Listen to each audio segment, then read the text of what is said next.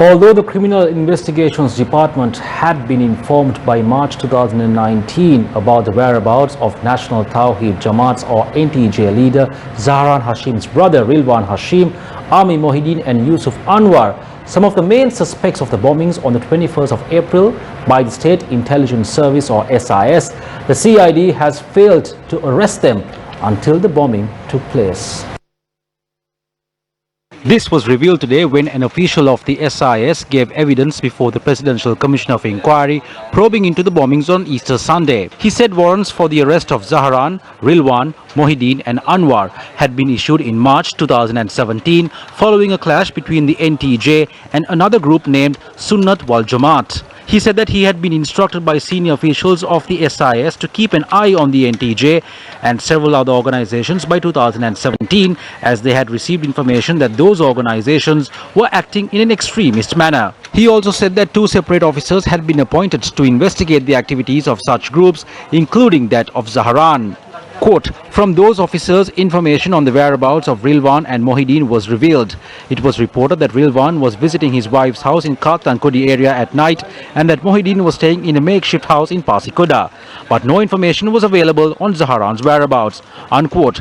He noted and said they informed the CID that if Rilwan and Mohideen were arrested and questioned, it would be able to find out where Zahran was. The witness further said that on the 7th of March 2019, a team led by Sub-Inspector of Police of the CID arrived in Pasikoda to arrest Mohideen. Officers under the SIS official had shown the house where Mohideen was staying to the officers of the CID and they had been given all the details about Rilwan. However, CID officials have not been able to arrest Rilwan or Mohideen that day.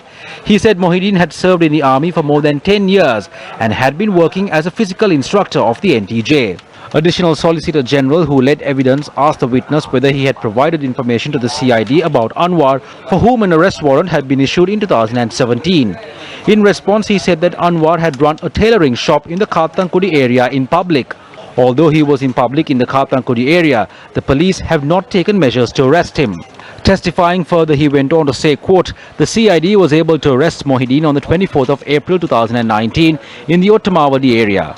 Members of the Presidential Commission of Inquiry paid special attention to the fact that the CID was unable to arrest Mohideen until the bombings, even though information on his whereabouts had been provided in March 2019. When members of the Presidential Commission of Inquiry also asked the witness if SIS officers had the ability to arrest suspects, the witness said that the normal function of the SIS was only to provide intelligence information. However, he added that after the bombings, a second attack could have been prevented by cooperating with other security forces going beyond the SIS's normal functions. Meanwhile, the Attorney Solicitor General asked him if they had been able to uncover any prior information regarding the bombings on the 21st of April. In response, he said that on the 5th of April 2019, a senior official of the SIS called and informed him that the NTJ could launch an attack.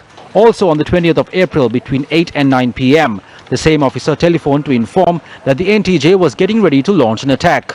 He added, quote, he also gave some instructions in this regard. He informed me that Zahran and his group had brought two motorcycles, one of which had exploded on the 16th of April 2019. I was then instructed to find out the whereabouts of the other motorcycle, unquote.